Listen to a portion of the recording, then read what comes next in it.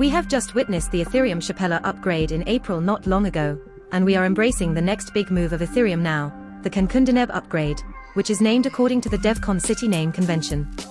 If the Shapella upgrade is to help Ethereum transfer from POW to POS, then what's the meaning of Cancun upgrade?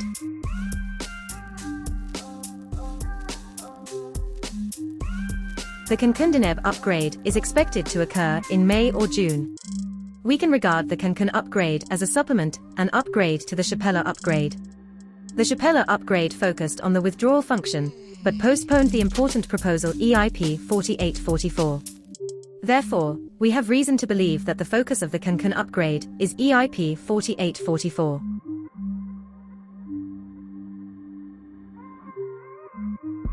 EIP 4844 can be regarded as a customized improvement proposal to Layer 2. When speaking of Layer 2, rollup is always a topic we can't get around. Layer 2 rollup, as the name implies, it is a process of packing a bunch of transactions and submitting them to a place other than the Ethereum main chain, Layer 1, Layer 2, for execution, and then compressing the execution results and transaction data, and sending them back to the Layer 1. It's complex and expensive to pack data and execute it off-chain. The transaction fee for rollup is 3 to 8 times cheaper than Layer 1, but it can't be denied the transaction fee of Layer 2 is still too expensive compared to low-fee chains like Solana and Polygon. So, there comes the question, why is Layer 2 rollup so expensive? The reason for this is Layer 1 is a scarce resource with a series of costs, such as calculation, storage and bandwidth. If we can move the execution to Layer 2 and leverage the calculation and storage on Layer 2, then the cost of execution and status storage on Layer 1 will naturally be reduced.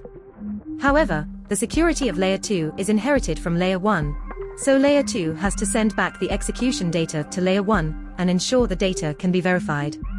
Layer 1 will definitely be used to store these data then. To solve this, sharding technology is adopted. Only complete sharding can reduce the cost of posting data on Layer 1.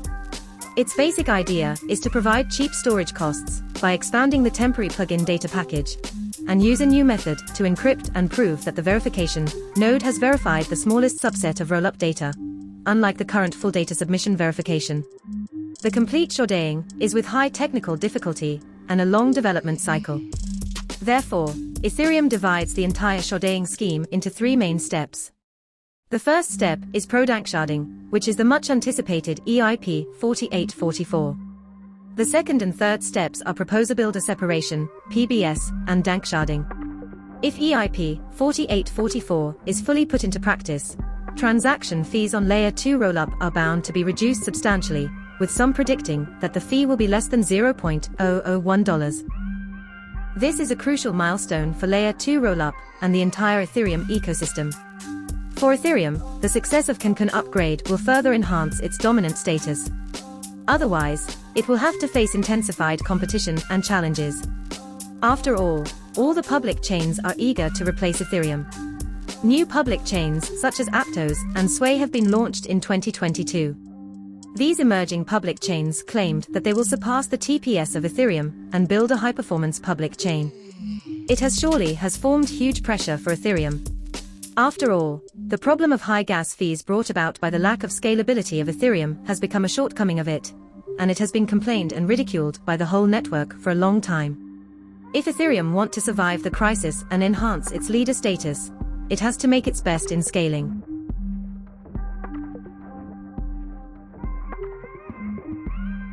If Ethereum successfully completes the Cancun upgrade, there is no doubt that projects on Layer 2 will gain a lot of attention.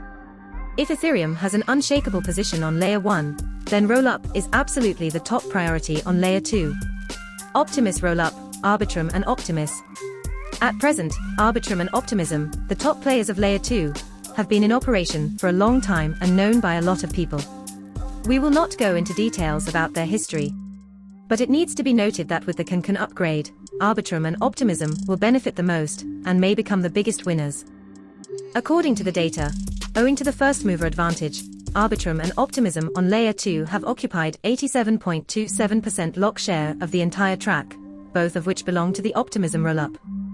The TVL of the Arbitrum 1 network is $7.06 billion, accounting for 66.75% of the total, and the total number of transactions in the past 30 days has surpassed that of Ethereum. Optimism Network has also attracted a lot of users, the TVL of which is $2.17 billion, about 1/3 that of Arbitrum One Network. Therefore, you can pay more attention to projects such as GMX, GNS, RDNT, Joe in the Arbitrum ecosystem and SNX, Perp and Quenta in the Optimism ecosystem. ZK Rollup.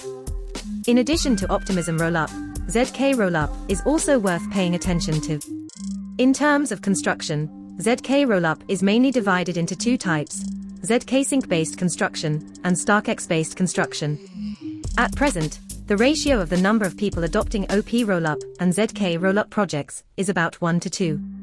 Both have their own characteristics. ZK Rollup has more projects, while OP Rollup's TVL is much higher. It is worth mentioning that the project concentration of ZK Rollup is relatively high at present, and a few large projects alone can occupy more than 90% of its shares. Large projects, such as DRY and IMX, all use the technology services of StarkX without exception. Many big names, including Vitalik, are very optimistic about the future of projects on ZK Rollup. Although the actual performance of OP Rollup is definitely ahead of ZK Rollup, for that its cost and technical threshold are lower, and developers can quickly get started to solve the urgent needs. But from a long-term perspective, the development threshold of ZK Rollup is higher, which means a higher level of security, and security is bound to be a top priority in the future. We might as well predict that with the continuous development of related technologies, the limitations of ZK Rollup will be broken one by one, thus releasing its potential. Therefore, it is also a good choice to bet on the ACE project on ZK Rollup. We know that EIP 4844 is the first and the most important step in Ethereum scaling. It will determine whether the scaling goal of Ethereum can be achieved or not. When Cancun upgrade successfully completed, Layer 2's trade and storage will also usher in an upgrade. The blob, an external storage space, will play a key role. It will provide everyone with a lower cost and a wider space. More importantly, the congestion problem of Ethereum can be effectively alleviated, and the transaction speed and throughput will also be greatly improved without destroying security. What kind of surprises will we get after Cancun's upgrade? Lower gas fees? Better user experience? Or more use cases? The Cancun Deneb upgrade will surely be a turning point for Ethereum Layer 2. Let's wait and see.